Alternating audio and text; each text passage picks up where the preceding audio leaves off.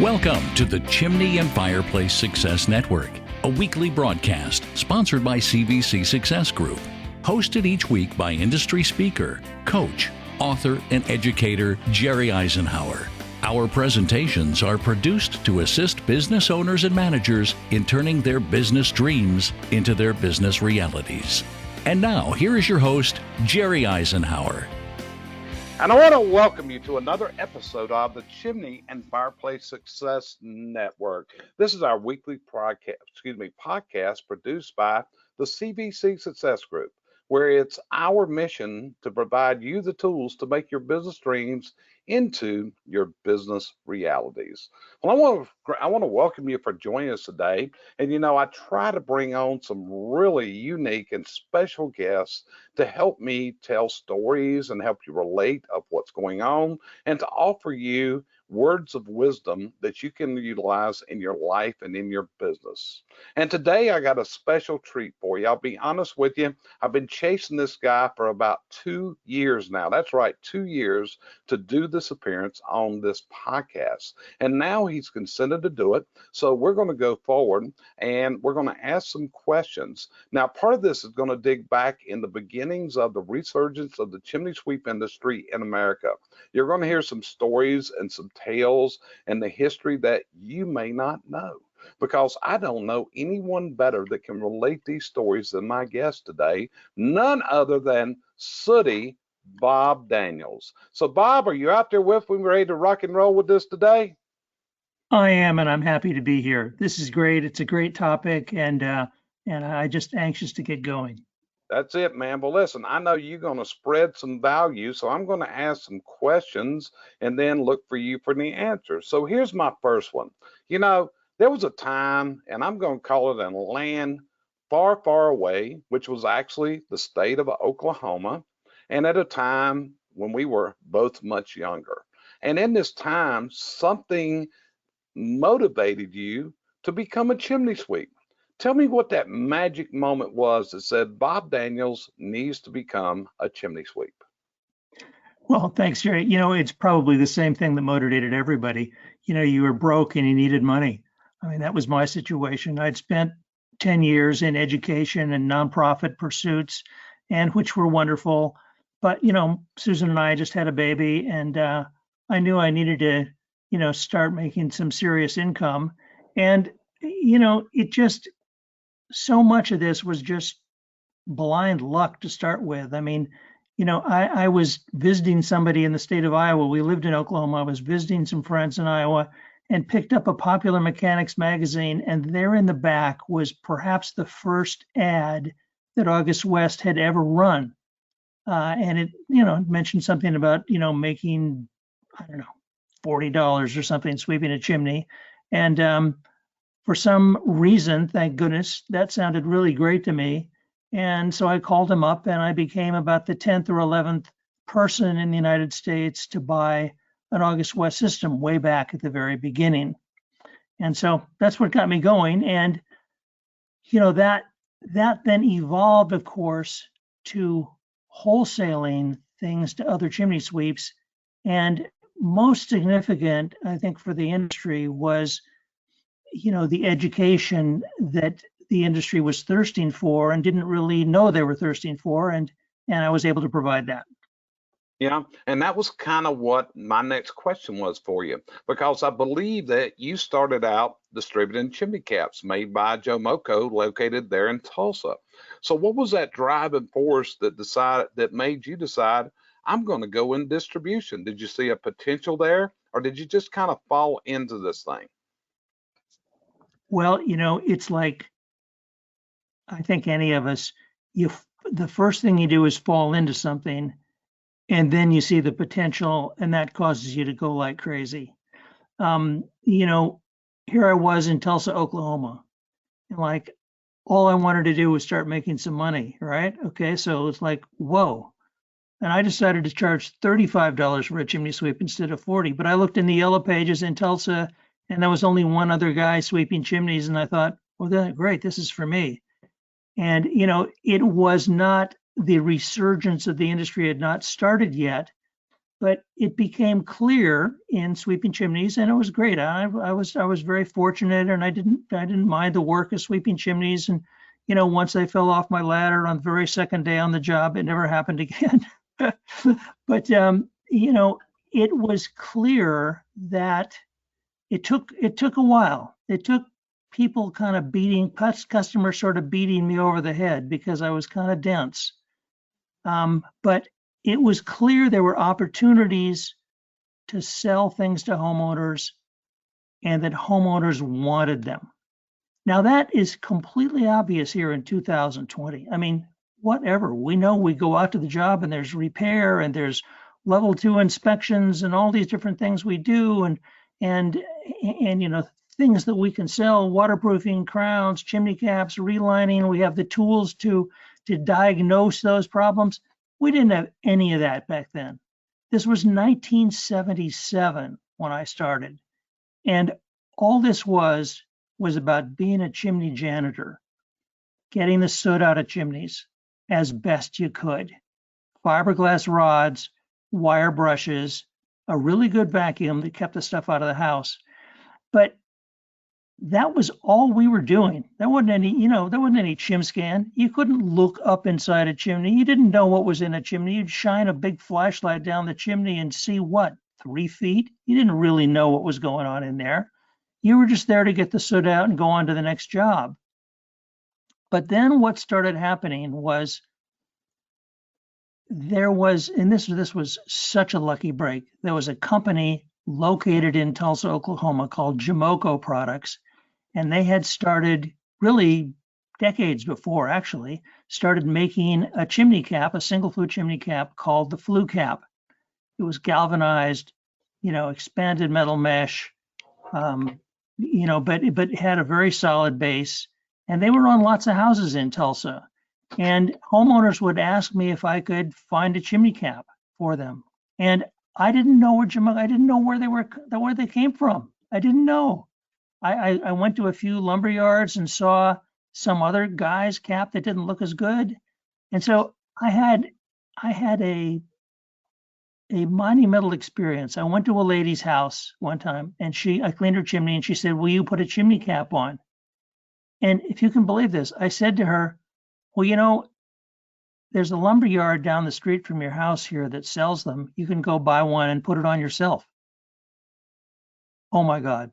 This lady was like beside herself that she said, now because, and this is where all of us really start. If we're a chimney sweep, chances are we come from a blue collar family where we don't pay people to do other stuff. We try to do almost everything ourselves.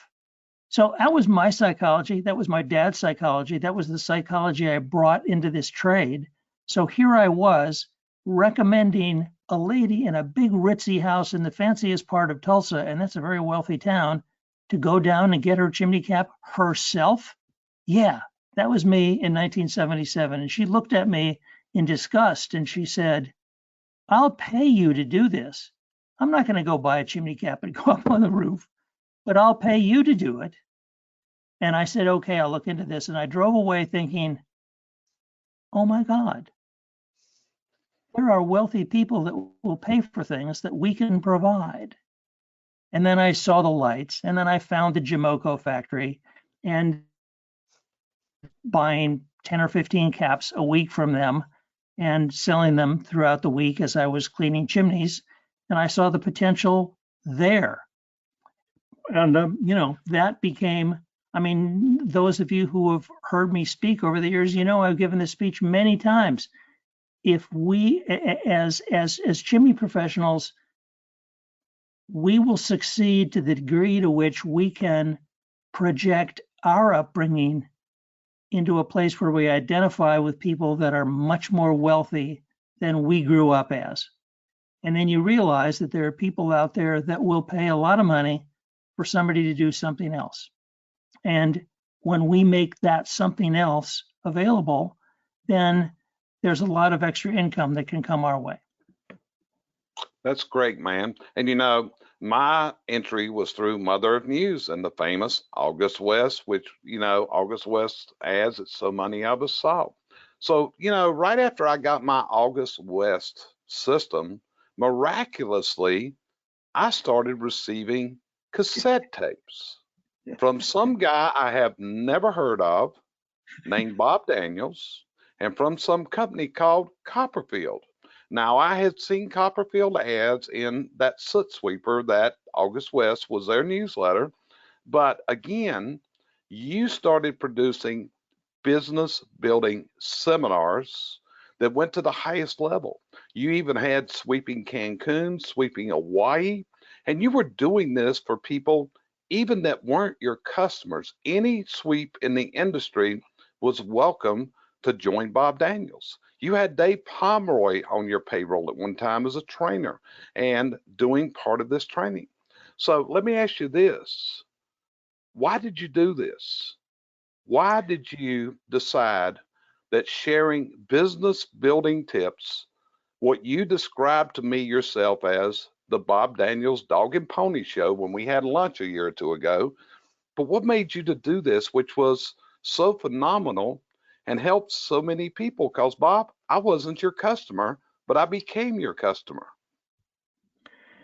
Well, that says it all right there. But let me back up and interject how the transition happened. And that's a great question. I want to get to that, but I want to fill in the gap between how did I get from being this guy driving around in a 54 Chevy panel truck sweeping chimneys to a wholesaler serving all the chimney sweeps across America, or anyone that was, that found our product line attractive.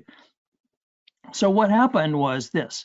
It goes back to Jamoco and the blessings really of the Jamoco factory, because Jamoco was an older company and the father, ran the part of it that had to do with making other sheet metal products. And it was the son, who was really just about my age, a little bit older, who was making the chimney caps. And he saw a huge amount of potential with chimney caps. And he said one day, this was the day before Labor Day in 1978, he took me into his office and he said, gee, this Mother Earth News article has come out. Remember, this is a long time ago still, 1978. He said, I need somebody that can wholesale our chimney caps to the sweeping industry. And I'm sitting there thinking to myself, what does he mean? Because what do you mean wholesale? So I said to him, I said, Joe, you mean when I buy 15 caps, I'm not getting the better price, the best price? And he laughed and he said, oh, of course, you're getting a big discount at 15 caps. But when you buy 50 and 100 and 200, you get a bigger discount. And so you would then sell that to chimney professionals, and your profit would be the difference between what you paid and what the wholesale price that I charge you out the back door. So that's just the understanding of wholesaling. And I remember I went home and told my wife, I said, Susan, Joe's got this great idea. I'm going to wholesale chimney caps. And she kind of looked at me, in her kind of very always 3 steps ahead of me way and said, well, you don't need to stop with chimney caps. You can wholesale anything.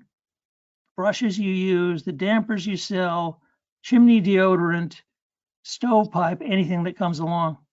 And so that's how Copperfield Chimney Supply was born. And then there was this trip to the bank where I convinced the banker that Joe was going to buy these things back if they didn't sell.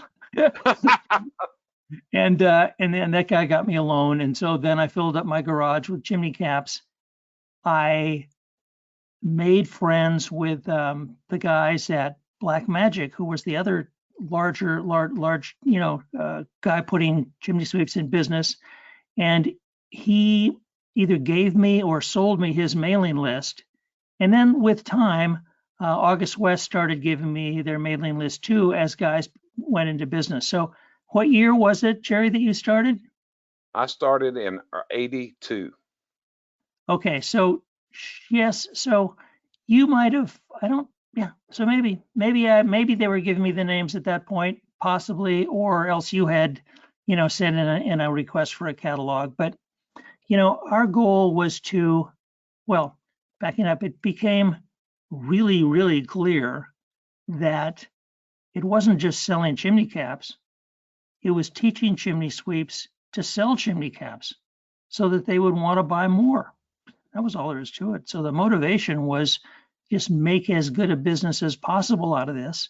And, it didn't do any good for a guy to buy 24 chimney caps and have them sitting in their garage.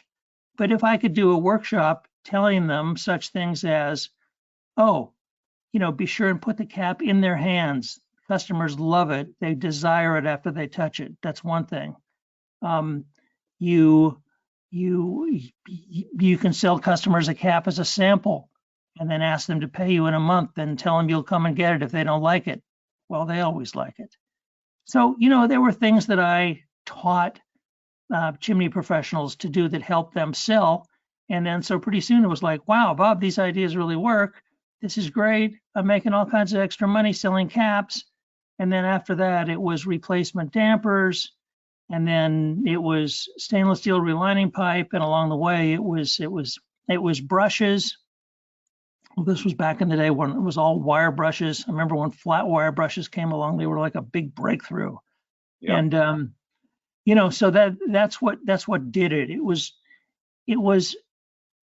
was natural to me to get in front of a group of people and talk. I had done that in some educational settings before, so that wasn't uncomfortable to me. And somehow when I got in front of these big audiences and started, teaching folks to sell things, I had the joy of teaching chimney professionals to be more successful. And yeah, the side effect was that Copperfield's business grew as a result. So that in a million details, is what created the Copperfield chimney supply. So have you ever thanked Joe for that business advice some years ago? Of course, profusely. I think sometime in the 90s, I gave him an award at a big get together called the Founders Award or something. Yeah. Yeah. So Bob, you were so innovative, and somewhere back in those late 70s, you made a major public relations coup, I'm going to call it, because somehow you were able to secure an appearance on a late night television show. I believe it was on NBC called The Tom Snyder Show. And you went on the Tom Snyder Show and you were dressed with top hat and tails, and you had your vac with you, and you actually showed them how a chimney is swept. In fact, you can find this on YouTube videos today. So how did you manage that coup of public relations where you were broadcast across the world on NBC late night television? Yeah, well, that's a fun story. Let me rearrange the timeline to make it correct. I bought my August West system in July of 77. The Mother Earth News article came out in either late 77. The first one came out in late 77 or early 78. And August West went from this tiny little company trying to sell an August West system every month to a Bob Daniels kind of a guy, to all of a sudden they had orders for hundreds or thousands of them. And they were like, oh my gosh, there's real potential here. And there was potential because in 1983, 1985, when all this was taking off, remember, America was entering manufacturing jobs, were all fleeing the country. There were many, many unemployed factory workers looking for something to do. So August West Systems was running ads everywhere. It wasn't just teeny ads like I saw in the back of Popular Mechanics. They were running full page ads in Field and Stream, in Mother Earth News, in Scientific American. No, I don't know if it was ever in Scientific American, but they were running ads everywhere, and they'd become a fairly big business. And they had a public relations agent. And along the way, sweeping chimneys, I would call up the founder of August West, and I became friends with him. And so he and their public relations agent decided to, get some TV station appearances, and they asked me if I'd go do them. And so I didn't set them up, and I didn't even have my wholesale company at that point. And so, yeah, there was this talk about me being on NBC, but first I was on TV in San Francisco, and then I was on TV in St. Louis and maybe Pittsburgh and a few places like that, small little shows. And it was fun, but I was getting kind of tired of it. There wasn't anything in it for me except just, helping my friend out here. And then this thing came on to be on the Tomorrow Show, actually, with Tom Snyder. Mind you, remember, Labor Day of 1978 had not yet come. I went on Tom Snyder thinking, well, maybe some people will call and get their chimney swept as a result in Tulsa. So anyway, I flew out there, did the show. It was a lot of fun. The reality was, God's hand was at work there because there were hundreds of unemployed factory workers watching that show who over the next few weeks and months looked me up in directory assistance in Tulsa and called me and said, what's the number of that company again that sold you that equipment? That sounds like something I want to do. And so, to this day, last year, one guy, people would come up to me all the time saying, I started sweeping because I saw you on the Tom Snyder show. And it was again, just a very fortunate circumstance because I went on there just being a friend to Tom and thinking maybe my phone rang and I'd get a couple of chimney sweep jobs in Tulsa. But the reality was it helped sweeps all over the nation and created a bunch of new sweeps, which, was just one of the small early steps on our industry becoming the big thing that it is now. And if I can just blab on this topic, those of you who are listening, you see this history. This history was that our industry sprang really from, out of work hippies and, out of work factory workers looking for something to do, following this ad saying, be a chimney sweep, work for yourself. And this was in the energy crisis and everybody was starting to burn wood. We weren't sophisticated. There wasn't any certification. There wasn't any UL listings. There wasn't, there was nothing. It was just like money becoming a chimney janitor.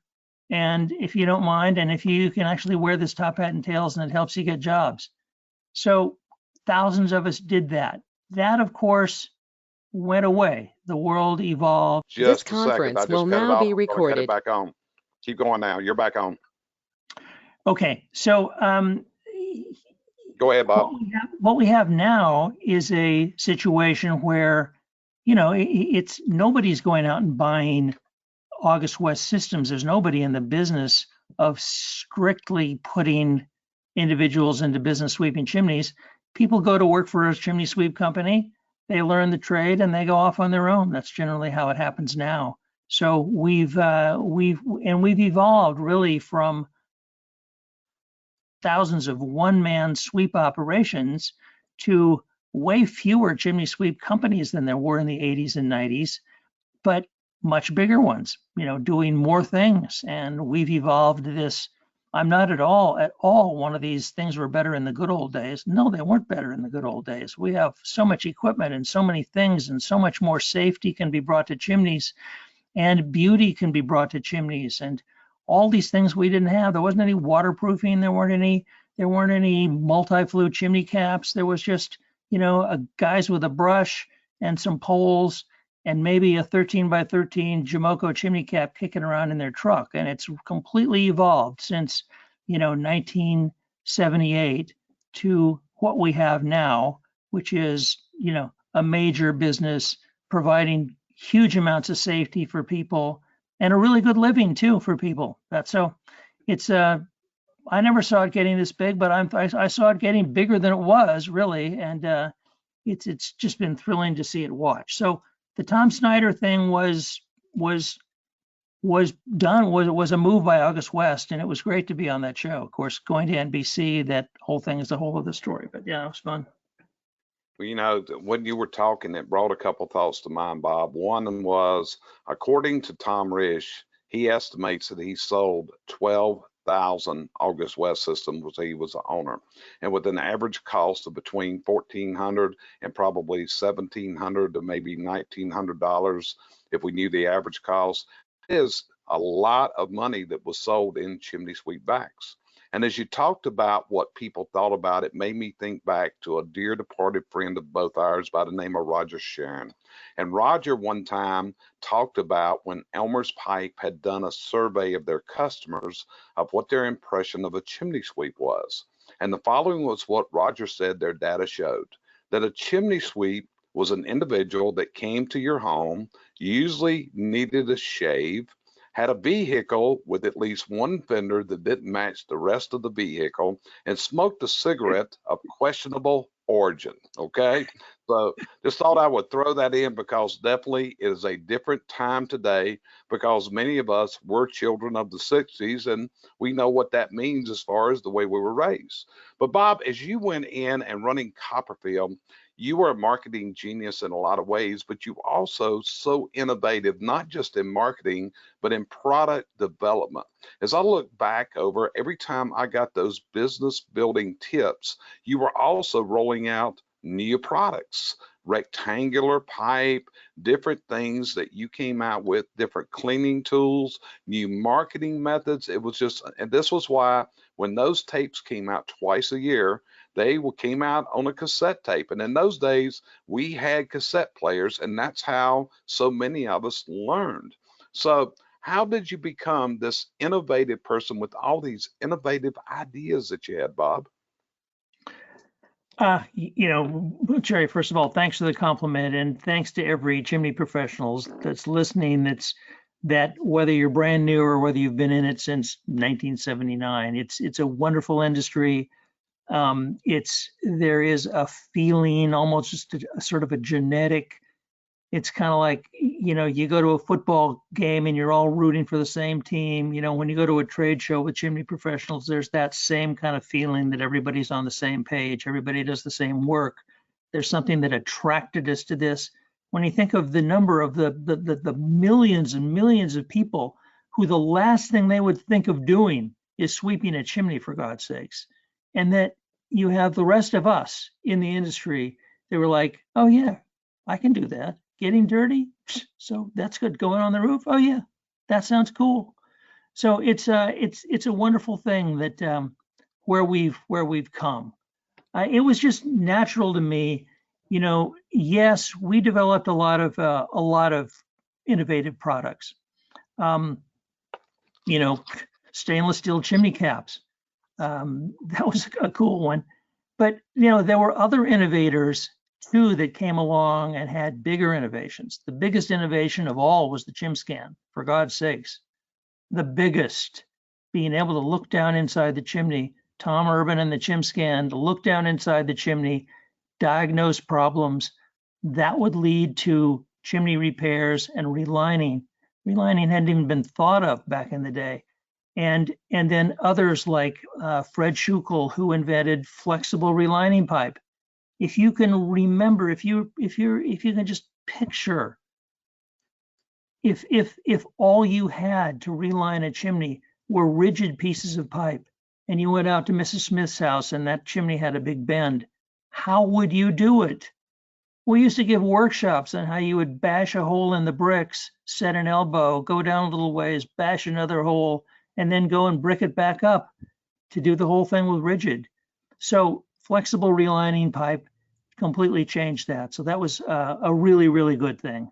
And then, the other big innovation, well, there've been so many, my God, so many. And I guess the point is that it was easy for me to make those tapes because other people were coming out with great innovations. Yeah, we had a few ourselves, and they're good, and I'm proud of them. But Pete Luter inventing the row clean and the whole thing of a chain flying around inside the chimney and actually getting rid of the 3rd degree creosote without breaking all the flues was a great innovation that he developed, which led to today's sweeping of, everybody uses some kind of rotary device to clean inside the chimney. You'd be laughed off the street if you had just nothing but rods and wire brushes today. Oh, I hope I didn't insult anybody, but you know, that was all we had for a million years. So it was easy. It just seemed really, really easy, and I was very comfortable making those cassette tapes. I did write them all out ahead of time, but they sounded as though they were, done just, I'm thinking this up as I'm going along, but they were very good, and it was a great way to communicate. And as soon as we switched to CDs, then the interest in them stopped. And I do not understand why that was, because people loved the cassette tapes, but the cassette tapes were irritating. You couldn't put them down somewhere and then forget about them. So you would take it to your truck and you'd stick it in that little slot in your truck, and you're driving from one house to the next, and you say, oh, well, hey, I'll listen to this for a few minutes. Oh, and then I'll keep listening to that. Whereas a CD, it was easy to put it in there with a pile of a bunch of other papers and forget about it, and then eventually throw it away. So, but it was a great run. And now, anyway, understand that when I was doing those cassette tapes, the guild and the regional guilds were, for the most part, not teaching what I was teaching. I was teaching ways to go out and take a product, and here's how you sell it in the home, or here's the new product. For probably the first 15 or 20 years, our industry, the trade shows were almost exclusively how to do something technical, hands-on. A workshop on laying bricks, a workshop where we set a chimney fire inside a flue we've just built, and we watch that. It has only been in the last, of course, but now, see, it has been in the last 10 years where everybody's providing really, really good education. Oh my goodness, all the wholesalers are providing good education. Copperfield provides fabulous education. Copperfield had 19 events last year where 800 people came, and they have a whole bunch more this year. And there's education that's accepted and desired by chimney sweeps, whereas before they're like, oh yeah, Daniels is going to speak on selling. So, well, no, I think I'll go to this brick lane thing instead. That's more fun. So, we've evolved now to where we realize that the business building and the salesmanship as an industry is more important. Well, it's not more important, but it's very important, and that's why you see it as part of all the sweep get-together educational things. So I would say, when I look, first, Bob, I gotta offer you an apology, because I remember a day I walked up to you in a trade show and said, Bob, you got to quit doing cassette tapes. And you said, why? I said, because nobody has cassette players in their vehicles anymore, and you got to switch to CDs. Now I'm finding out that weren't such a good idea, Bob. Oh, it was just one of those things. I mean, really, nobody had cassette players anymore. So it was just one of those things. Right. So this is another thing, Bob. One of the things that a lot of people probably don't know that you did was you actually went into the field and you would get on trucks with chimney sweeps around the country. And part of this was so you could learn what people were doing, and then you could share those ideas with other people. In fact, one of these, I don't remember, I believe his name was Roland Robineau. You can correct me on that, but where you walked in and found a guy doing forward scheduling, and then you shared it with the industry, and you also talked about the lifetime value of a customer. And I don't know which year you put this out, but you identified then that the lifetime value of a chimney sweep customer, I believe, was $33,000.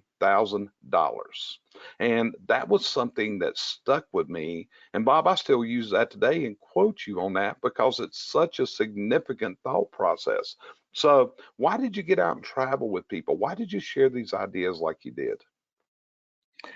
Well, Jerry, that's a great question. And again, thanks for the compliment. But, we had an industry that was running faster than I was. In other words, the ideas that I was sharing with people were often ones that a sweep had given to me. And, I would ask their permission to share them with everyone else. So there were so many good ideas. Oh my gosh, the different techniques for selling chimney caps. I had developed a few of them. Forward scheduling. Forward scheduling, of course, is the idea that at the end of the day, we're like dentists. You're in the repeat business. And so that's because, the chimneys get dirty every year. Or if they don't get dirty, they need to be checked. And even if there's gas logs, things erode. There's freeze thaw cycles. Now we're seeing the Class A chimneys all rusting out, which will be the next thing that our grandkids are going to be doing. But it just made sense. Number one, and number two, I liked it. I liked going out and riding with guys. And at 74, I don't like to get up on roofs very much anymore, but I sure loved it back then. It was natural to me, and so it was fun. But yes, Roland Robideau. Roland Robideau was a sweep in Massachusetts, and he had really developed the forward scheduling. My initial pitch of forward scheduling was as you're leaving the house, you make an appointment. No. As you're leaving the house, you ask if it's okay to come back next year and sweep it again. And then you go home and you keep some kind of card file system, and then you call the customer and make another appointment. Well, as we all know, if you've tried that doesn't work. Customers are experts at wiggling off the hook, no matter what they said. But Roland had this technique where he would make the appointment with the customer before he would leave the house. So he'd say, Mrs. Smith, I'm going to put you down for a sweep job on July 12th of next year. And here, I'll leave this refrigerator magnet on your refrigerator. And please take this reminder postcard and fill out your name and address. He wouldn't take no for it. I mean, he wasn't like, do you want me to come back? Well, nobody's going to say yes. And so that became the new norm for forward scheduling. And then others like Jim Brewer and Bart Ogden and many others, have taken this and run with it. There's a lot to be done, a lot to go forward. It's interesting. Forward scheduling is a two-word phrase that I developed. I didn't get this anywhere else. But if you Google forward scheduling, you'll find that phrase is used throughout the veterinary industry right now. You take your cat in for a shot, they make an appointment with you to come back in a year. You take your dog in to have, his, I don't know, whatever, tonsils out or something, I don't know. They'll make an appointment for you to come back. The idea that you don't want to turn this into a customer for life, or you let that slip away, is crazy. I have a quote here from a guy that's been doing forward scheduling for a long time. He says, all of our technicians have a fully booked schedule, mostly regular customers. Almost all our customers are keeping their forward scheduling appointments. I almost feel guilty that we are ahead of last year in revenues and profits. And this is here in the middle of the COVID thing. But it's something you have to set up and do. And another nice thing that has come along, in the last number of years is the number of, computer systems that are available for chimney professionals that weren't available back years ago. If you were keeping track of things, you just did it with pieces of paper and then maybe a computer later, but you got things like House Call Pro and Service Titan and others that will do a great job and will keep track of your forward scheduling and make it fairly easy. So yeah, it just keeps moving. You left the industry for a few years, Bob. It came that day you decided it was time to sell Copperfield, which you did. You never went completely away. You still actually made an appearance at a convention or two, actually spoke at one and talked about the most significant innovations and some of the history. And that's one of the reasons I wanted you on here today. But here's the thing, you've been gone, now you're back. When Copperfield was purchased by Olympia, and they have made the changes they brought you back to the industry, which I think the industry owes Olympia a debt of gratitude because your insight and your advice is that valuable. But as you look at this, what do you see different in this industry today than you saw when you left it? And you've already mentioned some of this, but what's some of the most significant changes that you see in this industry from the day that you sold your distribution business? Well, thanks. Great question. And yes, let me back up and thank Will Kozlansky, the founder of Olympia, and the whole Olympia crew, because when Home Depot, they had bought the company that had bought Copperfield from me, from Interline Brands, and they decided to, so they had bought Interline Brands and they decided to sell Copperfield. And Olympia came along and said, great, let's do this. And Will and I had been talking throughout the years. And so I was thrilled to come back and play sort of an educational role as I'm doing now. Those of you, I'm sure everybody's on the Olympia mailing list, get words from Sooty Bob for me now. And there are videotapes that we will be using more of. And so, yeah, it's great to be back in the industry. But, getting to your question, the main thing, and again, it's so crazy to go clear back to the beginning and look at how something was at one time and how it is now. If those of you listening, if you can even imagine that there was a time in the industry where selling things to a homeowner that would make their house more safe was considered controversial. You're like, well, you're not a pure sweep. And today, of course, nobody thinks that. I mean, we're not selling people. We're in the safety business, and everybody knows that. And everybody knows that there's potential to be found inside these chimneys. And that took us a while, because we initially, remember what kicked this thing off was just creosote in chimneys and an August West system.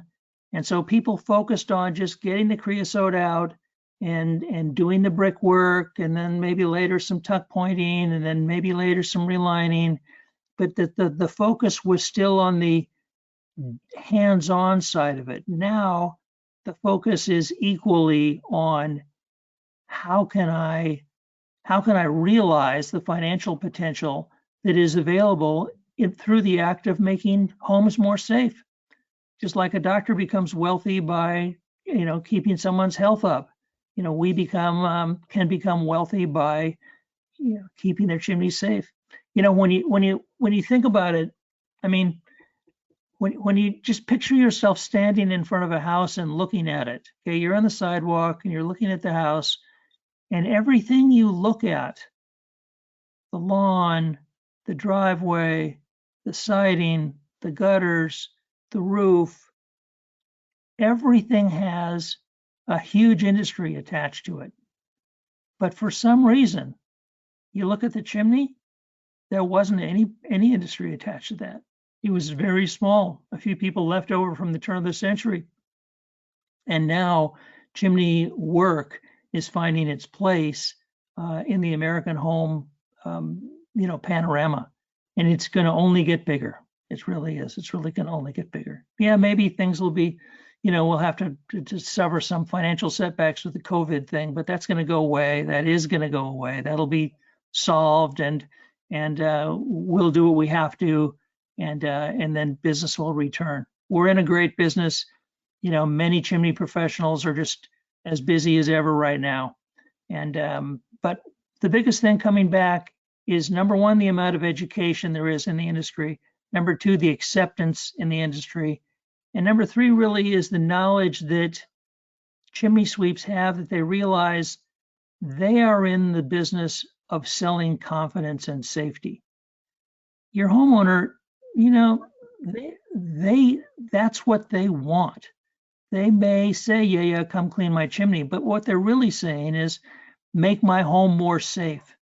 And when you realize that you're in the safety business and you address that, And then in certain instances, you can sell things that are purely, beautiful, like mantles and things like that, that put you also to a degree in the beauty business. But that's the business we're in, and as a group, I think we're realizing that. Bob, you and I have had several conversations over the years, going back when you were a distributor. I've asked for your advice different times. And, but I'm going to share with people that you and I had a phone call a few short weeks ago, probably about 4 to 5 weeks ago.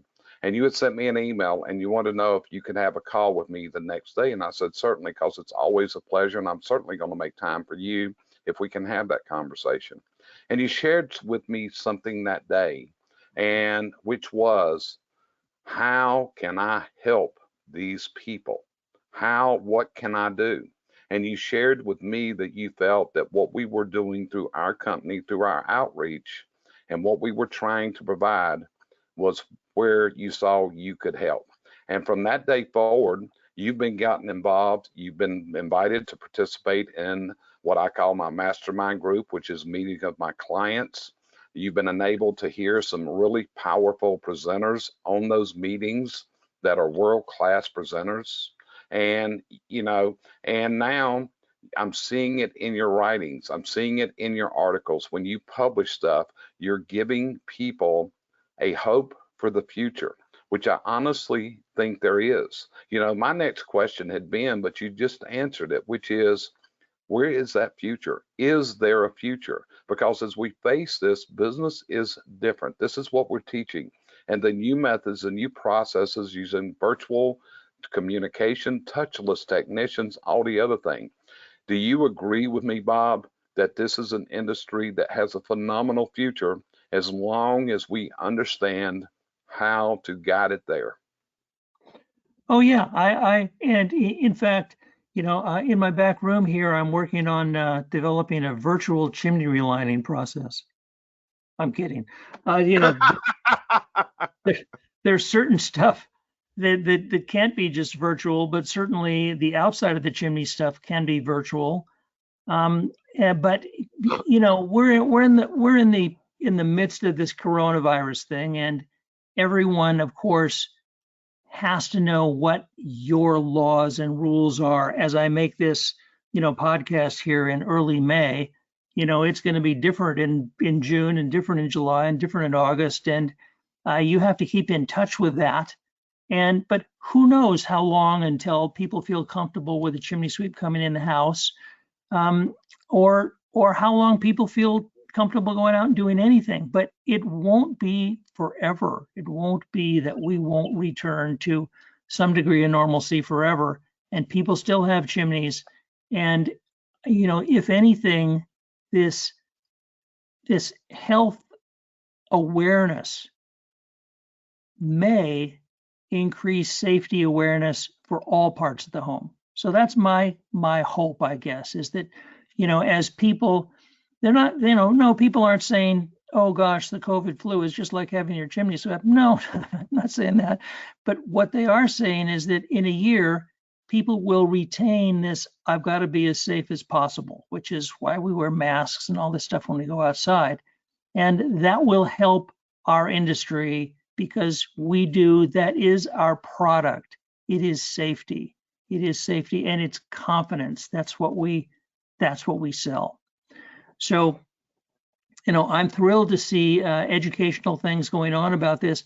We don't know exactly how it's going to look in a year. It'll be kind of fun to look and see how things look in a year.